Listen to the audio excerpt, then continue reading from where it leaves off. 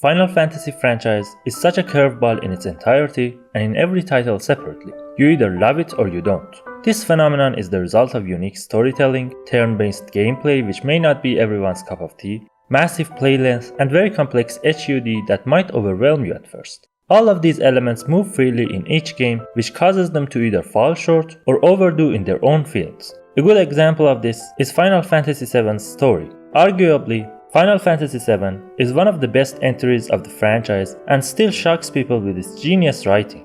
Or is it? The story of the game is the biggest iceberg of the world. Every time you think you finally figured it out, something else appears and reveals how deep the iceberg is submerged into water. Not that it's a bad thing, but in this web of twists and plot lines and backstories, if you miss a tiny bit of information, you're done. No explaining for you, little buddy. Just keep playing the game and don't understand anything from here on out. Final Fantasy X is one of the few titles that keeps the balance between simple, straightforward storytelling and entangling the audience, between chaotic gameplay and easy-to-learn mechanics. And that's why I think everyone who wants to give Final Fantasy a try should start with this game. This is Old Soul, and in this video, I talk about why I absolutely adore Final Fantasy X and what makes it such a great game. It helps me a lot if you hit the like button and subscribe to my channel. Anyone who has seen this cinematic back in 2001 knows how magnificent it was back then.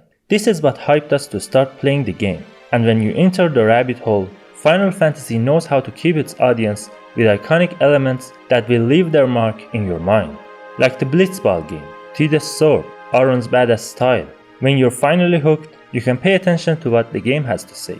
The 10th game's story is about Vicious Circle. It's about how the medicine creates the illness, and this cycle has been repeated over and over in the history of humanity. Imagine Dark Souls, but with pretty Japanese boys. The plot is one of a kind. Like any other entry, it has that unique and weird element of fantasy in it that wouldn't work in another platform of storytelling, but it does its magic here. Unlike most of the entries, this story is way simpler and easy to understand, but it's still way more complex than other games and franchises. That's the balance I'm looking for. To put it into perspective, Final Fantasy VII is a cesspool of plot lines and plot points and characters and universes. Even if you played the original 1997 game, you wouldn't comprehend the whole picture. That's why there are tens of games and movies and books related to it. Imagine you go to a restaurant and order a burger. They bring you a gigantic beef and say that if you finish this, then you can have a taste of the pickle too. That's what she said.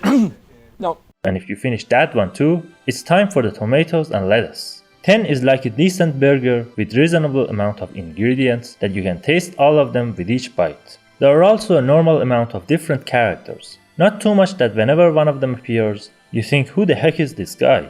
And not so little that you would get absolutely bored of seeing the same 4 or 5 people over and over again. They interact with each other in a wide spectrum of emotions that differentiates with each stage of the story. I myself like Auron and Yuna's interactions the best. The gameplay is another balanced side of this. Starting a turn-based game for the first time might be overwhelming when you face tens of different features and mechanics at the very beginning. That's where 10 shines brightly. They won't overdo their fighting system. You only have to learn 2 things. First one is the usual attacks like melee and magic. Second one is the 4 elements and how they link to each other. Frankly, until you face this guy for the first time, most of the fights are reasonable and very balanced for you to try. It's right at the point where it gets you excited and anxious to defeat an enemy, but not to the point where you're completely hopeless and waiting for a miracle to happen. Of course, that's not what everyone would like, but it's great if you have no idea how Final Fantasy or turn-based games in general work. We close this one with the music. I know other Final Fantasy games have great music too, but none of them comes close to this magnificent, evangelical, spiritual sound that you're hearing in the background right now.